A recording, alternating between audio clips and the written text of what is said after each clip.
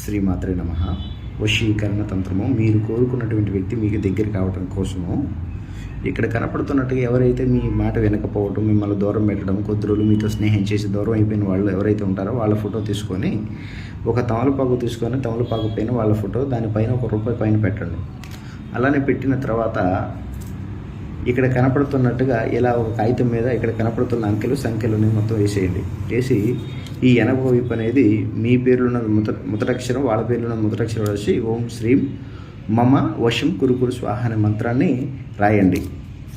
ఇలా రాసి ఒక పేపర్ పెట్టండి. అదేవిధంగా ఒక నిమ్మకాయ పైన కూడా ఇలానే మీ పేరులో ముతటక్షరం, మీరు ఇష్టపడ్డ వాళ్ళని ముతటక్షరం అనేది ఒక నిమ్మకాయ పైన కూడా రాసేయండి. రాసేసి నవధాన్యాలు ఉంటాయి కదా, నవధాన్యాలు వేసేయండి. ఇలాగా ఈ నవధాన్యాలు కొంచెం పసుపు కుంకుమ వేసి ఒక మూటలా కట్టేసి ఇది 5 రోజులు మీ దగ్గర ఉండాలి. 5 రోజులు మీ దగ్గర ఉంచి 5 రోజులు దీన్ని ఎత్తకెళ్ళి ఒక నీళ్ళల్లో వదిలేయండి.